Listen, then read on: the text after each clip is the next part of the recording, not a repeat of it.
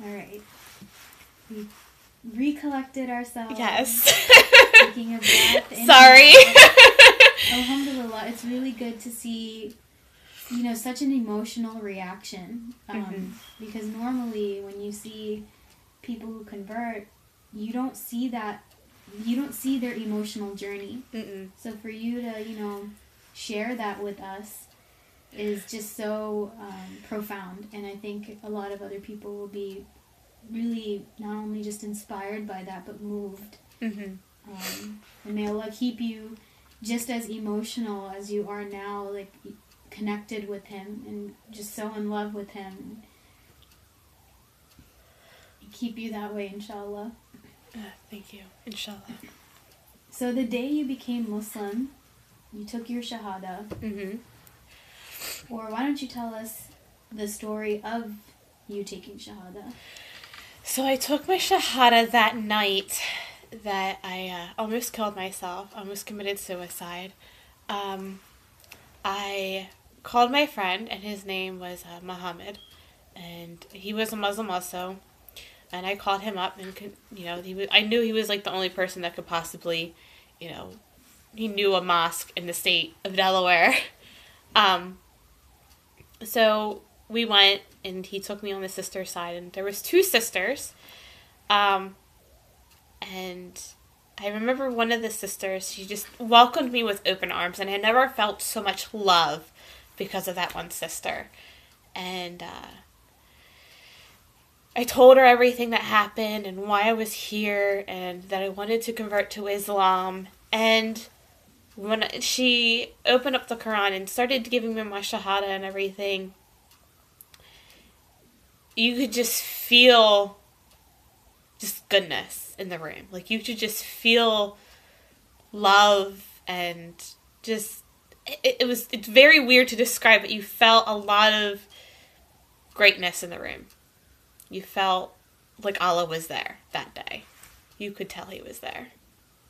That presence was, again, so profound. The energy, and every word that I said from the Shahada, it literally felt like a huge weight was just slowly coming off my back. And I felt like 80 pounds lighter after I gave the Shahada. Alhamdulillah, it felt like a very great Islamic diet. It felt literally, you had the weight that I've held on for so long was finally coming off. So that's amazing. I hope that one day we all can experience something like that. And then, how was your first day as a Muslim? My first day, I want to say weird, but it wasn't weird. It was happy. I was, excited. I'm like, oh, I'm a Muslim. It's like, oh, what do I do now? I'm like, oh, what, like, do I go to sleep, or do I, go see a friend of mine? My first day, I actually told my best friend Alicia, who I've known since 3rd grade, I called her up and told her that I am now a Muslim. She didn't even hesitate. She's like, oh my gosh, really? Congratulations. And I'm like, okay, that was not what I was expecting. But, she didn't care. She didn't judge. She just said, oh, I love you. You're my best friend. I'm here for you. So it was good to know that my best friend was there for me by my side and protecting me and, just being there. And, like the first day being a Muslim, it was strange because then I woke up every morning seeing my parents. And that was the moment that I knew I would have to one day tell them, your little girl is a Muslim. But it was good, I went through hardships in my life. I conquered them. And I conquered them with Allah. Alhamdulillah. So your friend, did she know that you were going through a journey of faith? Like you were seeking a different religion? Did she have any idea? She knew I was, going to different churches and seeing what different churches might have had, or like, I would, step into like a Protestant church or a Catholic church, or a Baptist church or something, and I would even think about atheism too. But I just like, no, there's a God. I know there's a God. Because how else would God make this beautiful earth with, so many crazy people on it? But yeah, I mean, she knew I was, going around and searching for some sort of faith in my life. All right, so my next question was, after you became Muslim, how has it changed your daily life? It's changed my daily life by waking up every morning and saying, like Bismillah, like thank you Allah, or Alhamdulillah, like thank you Allah. Just like little things, like when you wake up in the morning, you're just saying these little phrases, and it just makes you appreciate your daily life. It's like, oh, another day that I'm alive to experience maybe a good day or a bad day, or a half equal day. Maybe half of a good day and then half of a bad day. It was just good to know that I was awake to witness those days. And I'm still grateful to witness those days. So my daily life has been extraordinary. I think it's been it's really opened up my eyes more. And seeing, I shouldn't take the little things for granted. I should take more than the little things for granted. I should be grateful for the little things, or grateful for the big things. So your daily life before you were a Muslim, you mentioned how you would be at parties and things like that. Yeah. So in comparison to your pre-Muslim life to your post-Muslim life, that change must be very different. And yes, I guess you can explain this when you tell us how you told your family and friends that you became Muslim, and their reaction, and how they have seen the difference in you, in your character, in your choices in life. Just tell us a little bit about that. Telling my parents was a very huge obstacle course for me. I actually told my parents separately, not together. I think it was more hard on my father than on my own mother. I actually told my mom that, hey, I'm going to go for a walk. I want to talk to you about something. And I remember because we were walking down to the park in my neighborhood, and she said to me, she goes, "You're not pregnant, are you?" And I was like, "No, I'm not pregnant." I told her, I was like, "I am Muslim," that I converted to Islam, a few months ago. And she said to me, "Oh, they don't believe in Jesus. They don't believe, this and that. They believe in killing." I was like, "That's not it at all." And I told her these things that, we do believe in Jesus. We don't believe in killing. We don't believe in war. We don't believe, what you see in the media. We don't believe that. So I had to, settle her down and explain to her what Islam was really about. We probably didn't talk for a good few weeks, a few days to maybe a week or two. And then I told my dad. I couldn't tell my dad face to face. I actually wrote him a note, and he read it. I think it was a 3-page letter of explaining everything, why I converted to Islam, and why I did what I did, and why I didn't come for him for guidance or anything. So it just basically explained to him, I'm not a little girl. I'm growing up, and I can make my own decisions. And and telling my friends, it wasn't as hard. Some, did drop me from the face of the earth, but it didn't stop me, because when those old friends left, new friends came in, and so they filled the void for me. So it was very, heartwarming that I had people like that who would help me. And your parents' reaction? Not happy. They were not very supporting. They're not very supportive now, nor do I think they ever will be very supportive. But their reaction was very... it felt like, they felt like I stabbed them in the back or stabbed them in the heart because of what I did. is what they told me. Well, inshallah, you know, the worst of the people of the Prophet Prophet's time, and even this day and age, people have either converted or changed their opinions on Islam, become supportive. So, inshallah, may Allah give your parents hidayah. Thank you. And how is your relationship with them now? My relationship with them now, it's rocky. It's very rocky. You know, we have our good days, we have our bad days. But we're learning to, you know, work with each other and, you know, be there for each other.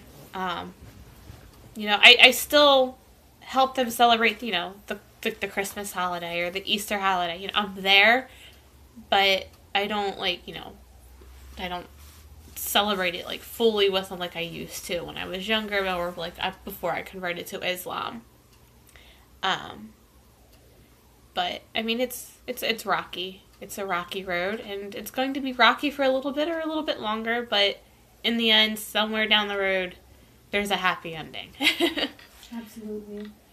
And how has your new set of Muslim friends and family, how has the support system with them been? Awesome. The support system is amazing. I have a great Muslim friend of mine who is crazy like me. But she's there, you know. Like if I'm crying on the phone, she's like, "Are you okay?" I'm like, "Yeah, no." So, you know, she's my supporter, and I feel like she's my mentor in life. So I have some good Muslim friends who are there for me. And even my friends who aren't even Muslim, they still support me and still cheer for me every single day. And it's good to have friends like that who cheer for you. And of course, there's always the critics. The critics.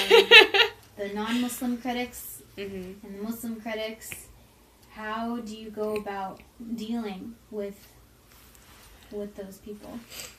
You know, I've witnessed a few weeks before I converted to Islam, I actually stopped at a coffee shop. I'm not going to say which coffee shop, but I stopped at a coffee shop. And there was a Muslim girl in front of me. I'm sorry, there was a woman, like an older lady, and there was a Muslim woman in front of that woman. And I remember hearing this older lady say, "Oh, you know, you Muslims always get what you want," or I honestly forget what she said, but she said something like, you know, I guess something as like her religion and how women are treated and things like that. And it tore me up that no one was saying anything. And this woman is being teared down just because she's wearing, you know, a head covering, like a hijab. And I was tired. I was like, you know what, I'm going to say something. And I said something. I said, you know, there's no right for you to say anything. She's just standing in line, getting a cup of coffee, just like the rest of us. We're all human. You know, we're born together, we're buried together, but we can't live together. And it made me mad, but not fully mad, because I felt sorry for this woman. And I also felt sorry for, you know, the Muslim sister. I felt sorry for her. So I bought her the cup of coffee. I said, I'm going to buy you your cup of coffee. Because what that person did, you know, even in the Christian Bible, it says, you know, love each other and love thy enemy and love thy neighbor. And, you know, what she did was not Christian-like. And it just, you know, that's one of the things that kind of changed my ways, you know, not to judge others and not to do crazy things. And do you ever let the critics get to you? No. If someone came up to me and said, "Oh, go back to where you came from," I'm like, so... Oh, you want me to go back to my house? Like, that's where I came from. I mean, I could go back to my house and take a long nap. I don't mind. I laugh at the critics because it's like, you know, you don't know, you know. They could be going through something harsh too, or, you know, they're probably being harsh because they don't know what to think. So I just, you know, I don't turn a blind cheek. I just be like, love you too. So Islam is of course, perfect. It's the Deen of Allah, the religion that Allah has chosen for us. But we Muslims are not perfect. How would you, as a Muslim, or what would you do to be a better Muslim and to represent Islam to its perfection or to the best of your ability? If another Muslim came up to me and said, what can I do to make myself stronger in Islam, I would just say, turn to Allah. Make prayer. You know, yeah, you may say, oh, I don't have time. But yet you may have time to go to the gym, but you can't make time to make a prayer. You know, I have struggles too. You know, it's hard to make the prayers, but it's a learning. You know, you're learning. This is your life to learn. And you need to cherish that life. You need to make yourself stronger in those prayers and for Allah. I would honestly have to tell them, just be true to yourself and make time. You know, if you can make time to sit down and have a cup of coffee, or make time to go to the gym or go see a friend, then you can make time to make prayer. You can make time to go to a small Islamic class at the local mosque, or you can sit down and before you're going to bed, watch a YouTube video of Islam and make yourself stronger. Just the little things can do so much to make yourself good. That's true. We have so much resource out there as well. And speaking of resource, how do you study Islam, and what is your favorite resource to tap into to study Islam? I actually watch a few YouTube channels. I'll probably listen to Yusuf Estes, or I'll go to a lot Maghrib classes. So I'll, that, or I'll just go to my local mosque and just, they have little classes going on. I sometimes go to those, or, I'd go with my Islamic friends and we go to these classes or anything, or I'll just sit in my bed before I go to bed and watch a small little YouTube clip of one of the scholars. That's good. And then how do you maintain your faith, your iman? How do you keep it high, and how do you keep it afloat? Keeping basically your faith as strong as possible. I keep my faith afloat and strong just by doing little things that I know Allah would want us to do. Maybe charity, or, giving money to a homeless person, or buying that homeless person a cheeseburger or something. To keep myself, keep my faith strong, I just think of the little things. And before you can think of the little things, you do the big things. I would, just do the norm, just go and just set out, just do the little things that Allah or Prophet Muhammad, peace be upon him, will do. Just, put yourself in their shoes and be like, what, if Allah was me, what would he do? Or what if, Muhammad was me, what would I do? What would, yeah. Big question, WWMD. Yes, what would? And if you were to look in the mirror, or you met yourself, and you yourself came up to you and asked you, how do I maintain my prayers, my fasting, my relationship with Allah, what would you say to yourself that everyone else can apply to themselves as well? So my first Ramadan, it was very hard. I was just quenching just a drink of water. But I was like, no, because, I worked at the time, my first Ramadan, I was a manager at a small restaurant. And I would always see, the homeless people, walk by the store. And I'm like, it makes you think that these people, I'm doing this because Allah has always said, there are people out there who don't have food, who don't have water. And He's testing us, and it's a test. So just looking at the big picture, you're growing yourself stronger. A picture has 1,000 words. And you just got to make yourself stronger and make yourself go forth. And I just said to myself, you know what? I can do this. This will make me good for myself, make me stronger for myself, and make me stronger for Allah. And that's what I kept telling myself. Really good advice. Thank you. To come to a bit of a close, what would you suggest for the Muslim Ummah at this point in time?